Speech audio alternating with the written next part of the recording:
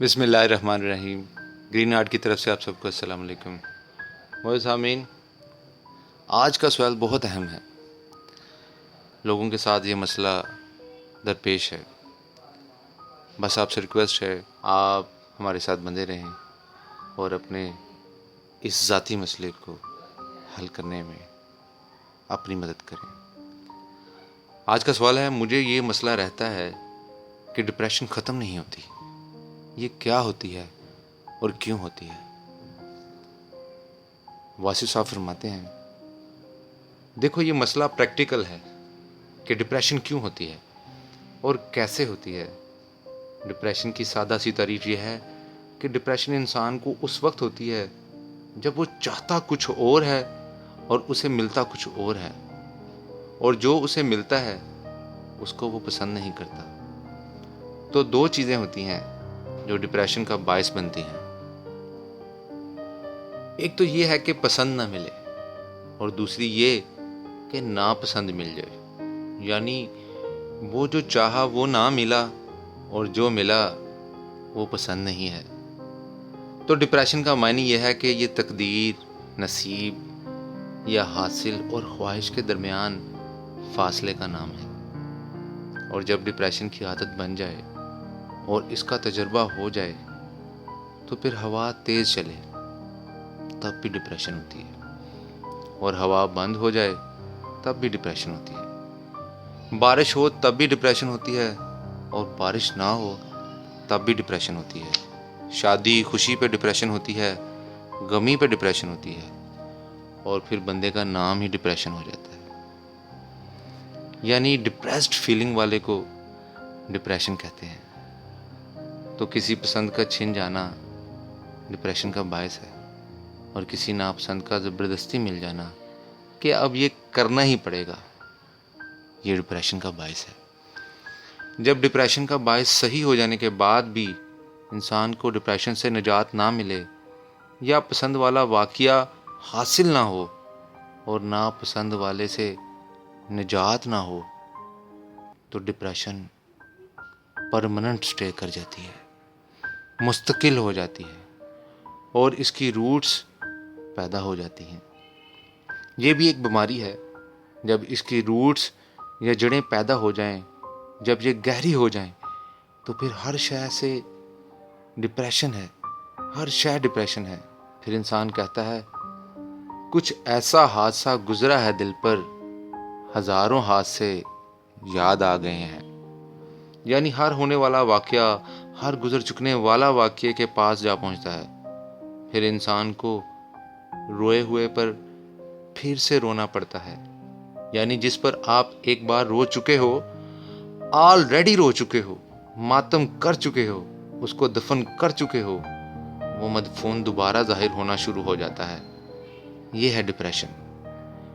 پھر وہی پرانی کیفیت آ جاتی ہے۔ اگر ناپسند حاصل ہو جائے تو انسان پکار اٹھتا ہے کہ نجات چاہیے۔ بعد میں وہ کہتا ہے کہ بس سب سے نجات چاہیے، کیونکہ اب وہ اپنے آپ سے تنگ آ چکا ہے۔ یہ ہے ڈپریشن۔ اور پھر ڈپریشن جہاں ایک بار جگہ بنا لے، کہتے ہیں پھر یہ وہ جگہ نہیں چھوڑتی، الا یہ کہ رحمت کا کوئی واقعہ کہیں سے آ جائے، کوئی بچانے والا آ جائے، کوئی رحمت کا بگولا آ جائے اور آپ کو اڑا کر لے جائے، یا رحمت کا کوئی سیلاب آ جائے جو پرانی بنیاد ہی ہلا دے۔ پھر غم بھی چلا جاتا ہے، مشکل والی کتاب بھی چلی جاتی ہے، عمارت بھی چلی جاتی ہے، بلکہ عمارت والا بندہ بھی چلا جاتا ہے۔ پھر نہ وہ دن رہے، نہ غم رہا، نہ غم والے رہے، نہ غم ساز رہے اور نہ غم باز رہے۔ یعنی کہ کوئی بھی نہ رہا اور ہر شے ہی چلی گئی۔ ڈپریشن کی ایک فزیکل ایلمنٹ بھی ہے، یعنی ایک فزیکل کوز ہے جس کا فزیک سے تعلق ہے۔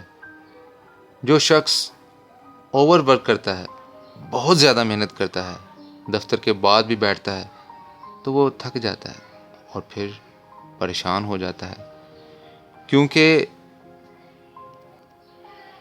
جسم ساتھ نہیں دیتا، وہ پھر پریشان ہوتے ہوتے پہلے صحت کھوتا ہے اور پھر جسمانی بیماری مینٹل بیماری بن جاتی ہے، اور یہ مینٹل یعنی دماغی دقت جو ہے ڈپریشن بن جاتی ہے۔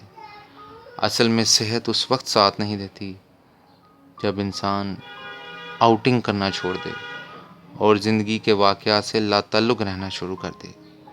مثلاً کبھی پہاڑوں پہ آپ جاتے ہیں، ہائکنگ کرتے تھے اور پہاڑوں پر بھاگے دوڑے بادلوں کی طرح پھرتے تھے، اور ایک زمانہ آ گیا کہ پہاڑ دیکھ کے وحشت ہو جاتی ہے۔ یہ دقت کی بات ہے، اس کو ڈپریشن بولتے ہیں۔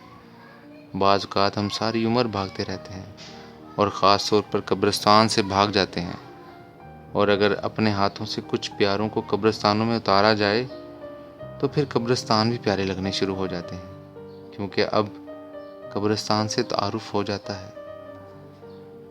جب پتہ چل جائے کہ زندگی موت کی طرف جا رہی ہے تو پھر ڈپریشن ہی ڈپریشن ہے، اور پھر یہ ساری زندگی ڈپریشن بن جاتی ہے۔ وہ جن کے بغیر زندگی میں گزر نہیں ہوتا تھا، اب ساری عمر ان کے بغیر گزر کرنا پڑ جائے گا۔ جب یہ خیال آ جائے کہ اس کے بغیر گزر کرنا پڑ جائے گا تو یہ ڈپریشن پرماننٹ ہوگی، مستقل ہوگی۔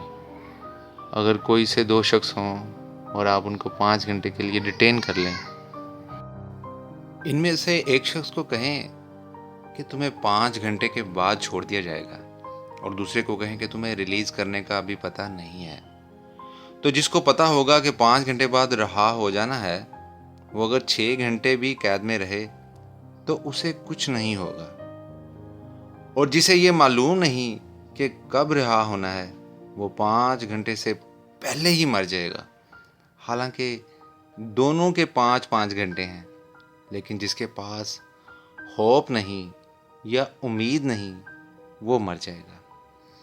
کبھی کبھی ایسا ہوتا ہے کہ سزا تھوڑی دیر کی ہے لیکن امید قائم نہیں رہتی، ایسی صورت میں ڈپریشن پیدا ہو جائے گی۔ اور کبھی کبھی یہ ہوتا ہے کہ امید قائم رہتی ہے کہ ایک دن بھلا زمانہ آئے گا، کیونکہ کوئی بھی بات ہمیشہ نہیں رہے گی۔ امید کا قائم رہنا زندہ رکھتا ہے۔ میاں محمد بخش صاحب رحمۃ اللہ علیہ نے ایک شعر کہا، کی ہویا جے میں قیدی ہویا تے سدا نہ قیدی رہنا، ایک دن داتا مہر کرے سی تے رل سنگتاں دے بہنا۔ یعنی کیا ہوا؟ اگر میں قید ہو گیا ہوں لیکن سدا قید میں نہ رہوں گا، کیونکہ ایک دن اللہ کی مہربانی سے پھر سے دوستوں میں جا ملوں گا۔ A time will come when I will be out of it۔ ایک وقت ایسا آئے گا جب میں اس سے نکل جاؤں گا۔ تو اگر ہوپ ختم ہو جائے تو چھوٹی بات بھی گوارا نہیں ہوتی۔ ڈپریشن کا سب سے بڑا کاز جو ہے وہ ہوپ لیسنس ہے، یعنی نا امیدی ہے۔ اس کو پیسیمزم یا قنوطیت بھی کہتے ہیں۔ جس شخص کو کسی پر بھروسہ نہ ہو بلکہ اپنے نصیب پر بھی بھروسہ نہ ہو، وہ اپنے نصیب پر بھروسہ نہ ہو جس شخص کو کسی پر بھروسہ نہ ہو بلکہ اپنے نصیب پر بھی بھروسہ نہ ہو، وہ آدمی ڈپریشن کا شکار ہو جاتا ہے۔ ایسا آدمی زندگی میں مختلف مقامات پر ہوپ یا امید ختم کرتا جاتا ہے اور نا امیدی پھیلاتا رہتا ہے۔ اللہ نے بار بار کہا ہے کہ میری رحمت سے مایوس نہ ہونا، تو مایوسی جو ہے یہ ڈپریشن کا ایک میجر کوز یعنی بڑا سبب ہے۔ مایوسی کیا ہوتی ہے کہ انسان کے ذہن میں ہوپ ہی ختم ہو جائے، امید کا چراغ گل ہو جائے۔ اس لیے آپ ہوپ کو ضائع نہ ہونے دینا۔ ہوپ کو واضح کرنے کے لیے بتایا گیا ہے کہ جہاں سب راستے ختم ہو جائیں وہاں سے راستہ نکلتا ہے، اور جب اندھیرا گہرا ہو جائے تو وہاں سے روشنی پیدا ہوتی ہے۔ کوئی رات دنیا میں ایسی نہیں آئی جس کے بعد دن نہ آیا ہو۔ اللہ تعالیٰ آپ سب کو آسانیاں دے اور آسانیاں بانٹنے کی توفیق دے۔ آپ سے ریکویسٹ ہے کہ ہمارے چینل کو سبسکرائب کریں، ویڈیو کو لائک شیئر کریں۔ اللہ نگہبان۔